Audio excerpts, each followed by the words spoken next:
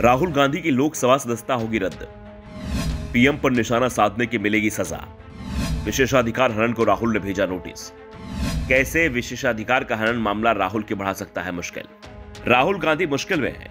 मुश्किल उनकी लोकसभा सदस्यता को लेकर खड़ी हो गई है। राष्ट्रपति के धन्यवाद प्रस्ताव पर हुई बहस में राहुल गांधी ने पीएम मोदी और उद्योगपति गौतम अडानी को लेकर चुन चुन कर निशाना साधा। लेकिन लोकसभा में राहुल के बयान अब उनकी मुसीबत को बढ़ाते दिख रहे हैं।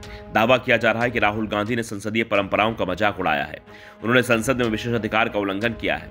बीजेपी सांसदों की शिकायत पर लोकसभा सचिवालय ने राहुल गांधी को नोटिस जारी किया था। 15 फरवरी तक जवाब देना था और तय समय पर राहुल गांधी का जवाब भी आ गया है। राहुल गांधी ने जवाब दिया है जिसमें लोकसभा में की गई टिप्पणी को सही ठहराया गया है। इसके पीछे उन्होंने कई कानूनों और पूर्व के उदाहरणों को हवाला भी दिया है। कई पन्नों में विस्तृत जवाब दिया गया है। इससे पहले राहुल गांधी जब संसदीय क्षेत्र वायनाड पहुंचे थे तो अपने भाषण में वहां एक बार फिर दोहराया था। राहुल ने लोकसभा में अपने भाषण के हिस्से को रिकॉर्ड से हटाने की आलोचना भी की थी। कांग्रेस नेता ने यह भी कहा था कि उन्होंने संसदीय कार्यवाही से हटाई गई उनकी प्रत्येक टिप्पणी के बारे में उनकी स्थिति साफ की है। लोकसभा अध्यक्ष को लिखे पत्र में पूरी जानकारी दी है, साथ ही सबूत भी दिए गए हैं।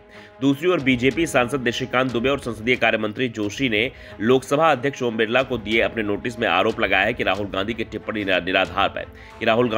निराधार थी और उन्होंने असंसदीय और अपमानजनक थी। राहुल गांधी ने जवाब तो दे दिया है, लेकिन ये साफ है अभी उन पर आया संकट टला नहीं है। वैसे आमतौर पर विशेषाधिकार हनन के अधिकांश मामलों में सांसद सजा से बच जाते हैं, लेकिन कई मामलों में सख्त सजा दी जाती है। इंदिरा गांधी को 1978 में विशेषाधिकार के मामले में संसद से निलंबित कर दिया गया था। 1976 में सांसद सुब्रमण्यम स्वामी को राज्यसभा से निष्कासित किया गया था। उन पर आरोप था कि विदेशी पत्रकार को जो उन्होंने इंटरव्यू दिया उसमें संसद का अपमान किया गया था। यानी साफ है कि राहुल गांधी पर कार्रवाई हो सकती है। दरअसल सदन के अंदर जो भी बयान दिया जाता है उन पर कार्रवाई करने का फैसला करने का अधिकार भी सदन का ही होता है। भारत की कोई अदालत इसमें सीधा हस्तक्षेप नहीं कर सकती।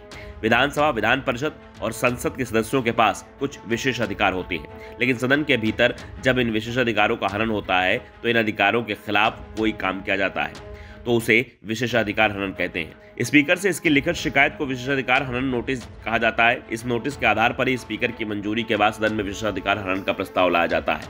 यह प्रस्ताव संसद का कोई भी सदस्य पेश कर सकता है जब उसे लगता है सदन में झूठे फैक्ट पेश करने के साथ ही सदन के विशेषाधिकार का उल्लंघन किया गया है।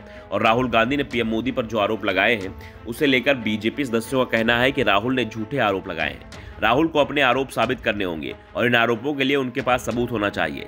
सबूत मीडिया खबरों को नहीं माना जाता है क्योंकि मीडिया की खबरें प्रामाणिक नहीं होती।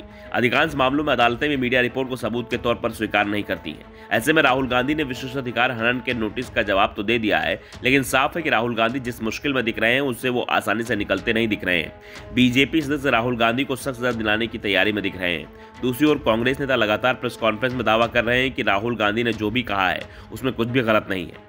बीजेपी सिर्फ कांग्रेस सांसद को परेशान करने की कोशिश कर रही है। हिंडनबर्ग की रिपोर्ट सामने आने के बाद बीजेपी जिस मुश्किल में घिरी हुई है उससे देश का ध्यान हटाने की कोशिश चल रही है और इसी कोशिश चलते राहुल गांधी को नोटिस दिया गया है। ब्यूरो रिपोर्ट, द नव दर्पण न्यूज।